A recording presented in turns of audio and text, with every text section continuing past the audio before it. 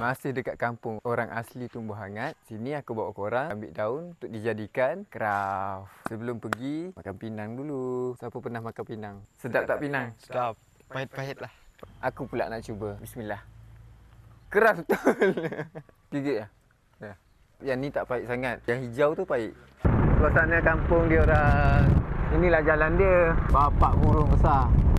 Gorgon, gorgon, gorgon. Gorgon. Ini kalau custom best ni. Nasib baik busy. Kalau tak busy, tenang je kan. Apa lagi yang korang nak? Apa lagi tak cukup? Dah sampai. Daun kelapa ni lah kita akan ambil. Best kan kalau mancing. Apa lagi? Jom kita mancing. Tak. Busy. Kerja. Disebabkan pokok ni tinggi, jadi kita orang buat keputusan ambil pokok yang lagi rendah. Best kan? Naik motor petang-petang tu, best gila. Best tu. Tengok, kiri kanan. Dah dapat pokok kelapa yang rendah. Ambil daun yang macam mana? Muda sikit. Dapat 2. Jom kita balik. Dengan menggunakan daun kelapa, kita menganyam. Ujung ni kita kena potong dulu. Jadikan dia macam ni. Mula-mula lipat dia. Tak tanya pun. Angkat 2 depan ni, yang ni masukkan ke tengah. Angkat yang 2 depan ni, yang atas ni lipat. Sebelah ni pula. Benda yang sama je ulang. Macam tu le. Senang je sampai ke atas. Dah berapa lama buat ni? Dari lahir. Siapa yang ajar? Mak saya yang ajar.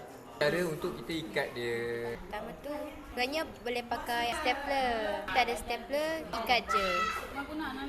Gulung-gulung lepas tu ikat. Dah siap. Ini gelang anyaman orang asli. Kalau pendek macam ni biasanya jadi gelang. Kalau panjang lagi boleh letak atas kepala. Dan kalau panjang lagi letak dekat kau punya badan. Siapa yang nak datang untuk buat aktiviti anyaman ni, datang dekat Georgetown Festival pada 9 hari bulan 8 iaitu hari Ahad pukul 11 pagi. Percuma je. Datanglah beramai-ramai. Tak lupa juga 8 dan 9 Ogos ada main wayang dekat Georgetown Festival. Jumpa di sana.